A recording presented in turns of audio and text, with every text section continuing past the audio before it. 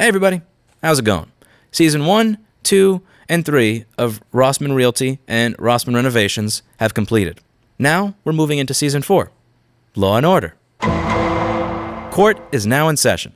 Let's go over what we found here. So this here is my contract, and this address that's up here it's kind of strange because that address doesn't appear to have any relation to the company. For all I know, he could have just copied and pasted someone else's address and put it there. It's my belief, based on all of my research, that this address has absolutely nothing to do with the company. I left a link below to the contract. Now, there's only one other site that lists a different address because most sites referring to this individual don't have an address. This one, BuildZoom, lists 87 Hales Avenue, and that helps us a little bit with parsing out more of the information. Now, that leads us here to a judgment rendered in favor of plaintiffs against Eugene Harrington doing business as Gotham City Solutions, my contractor. This is a judgment for over $50,000 that was brought against him, and this was on March 12th, 2018, from what I see in the top about this filing. Now, shortly thereafter, there's this other filing I was able to find, and I'll link all of this down below. This is from the U.S. Bankruptcy Court in the Eastern District of New York, March 26th,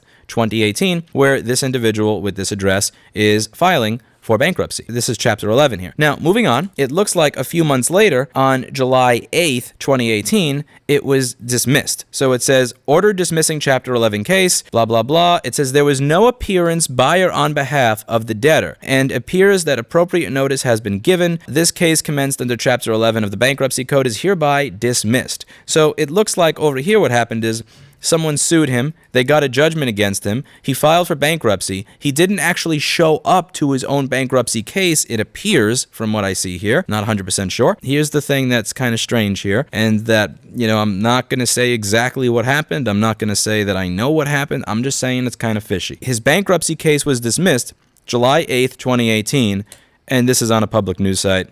Within 24 hours of this being scanned and filed that his bankruptcy case was dismissed, the registered address of his business appears to have gone up in flames. Just a little strange.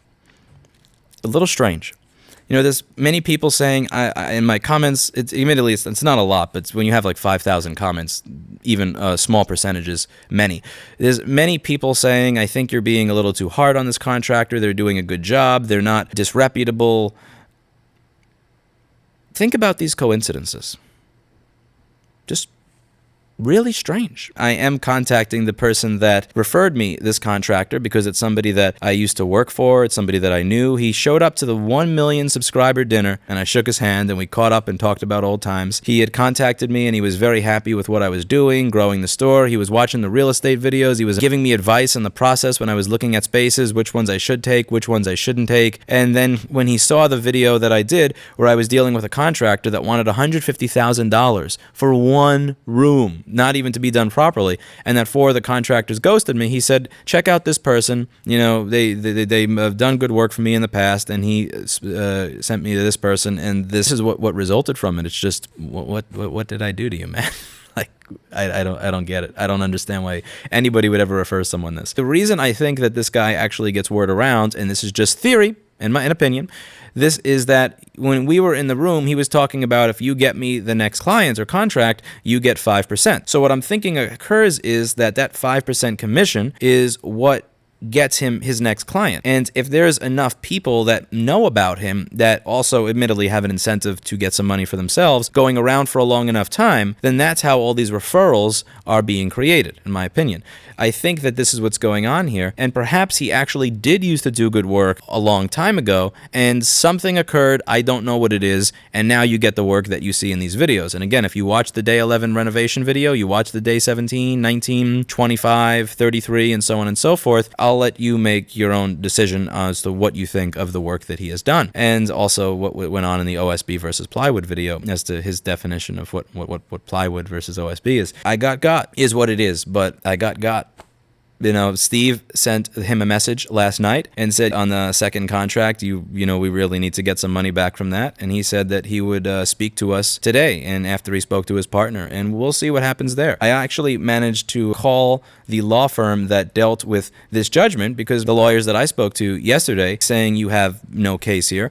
And since this law firm managed to get a judgment rendered for $50,000, whether or not it was collectible, they got the work done. So I did give them a call, and they kind of hinted, check the back of the checks that you wrote. The conversation was led in the direction of, I believe that this individual would not deposit a check into a bank account. I believe, in my opinion, this individual would have went to a check cashing place. And if I look at the back of my checks, that appears to be exactly what happened. So the concept of me getting any money back via a legal route, that is virtually out of the question. What I would think may work here, and people can give their opinions, speaking to licensing bureaus, speaking to the Department of Consumer Affairs, all of this, there's virtually zero chance, in my opinion, of getting any money back from this type of individual via any sort of normal means, and I don't think that any of the priors have collected on their judgments either. So it's really going to be of the money that you have available in cash because you didn't put it into a bank account, which makes it uncollectible. How much of that do you still have? And if we have a conversation with him, are you willing to give any of it back? I think that's most likely not going to end very well in terms of getting anything back. Steve thinks, hey, you never know. He didn't say no or ignore me. He said, let me speak to my partner and see.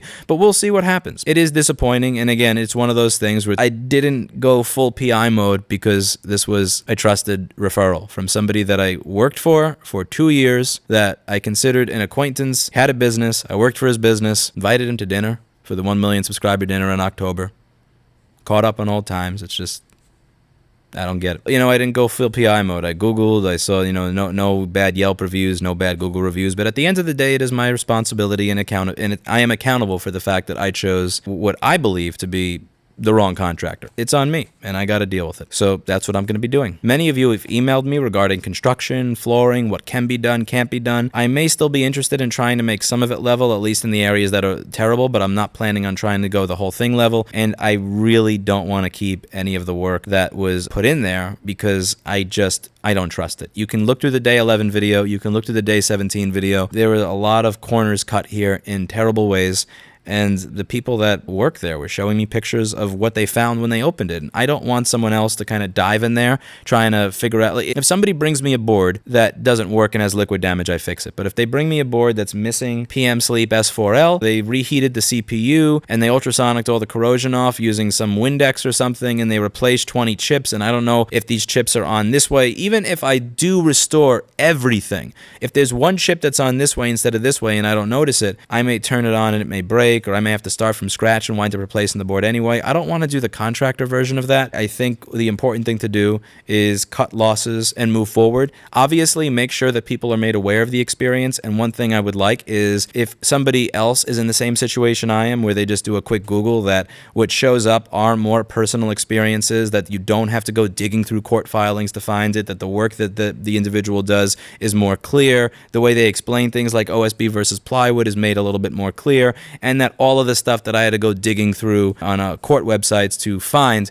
is made more readily available to the next consumer of Mr. Eugene Harrington of Gotham City Solutions. I'd like to essentially cut losses, not throw good money after bad, not have this sunken cost fallacy concept that I should try to fix in every single little thing that he did, because honestly, the reality of it is that I likely should not have gone for that type of floor. I should have just ripped up the tile that was there, done a little bit of epoxy, not unload concrete into the store, but some sort of epoxy on the areas that were the worst, deal with the unlevel on the areas that were not the worst, put some tile over it, be done, move in. I'm not going to spend $30,000 to $40,000 in legal fees to try to collect $30,000 back from someone who, in my opinion, has a lot of experience bordering on professional with avoiding debt. I'm not going to do that, and I also don't want to spend 5 figures or more trying to fix work that likely should be torn out and redone. That's it for today, and as always, I hope you learned something.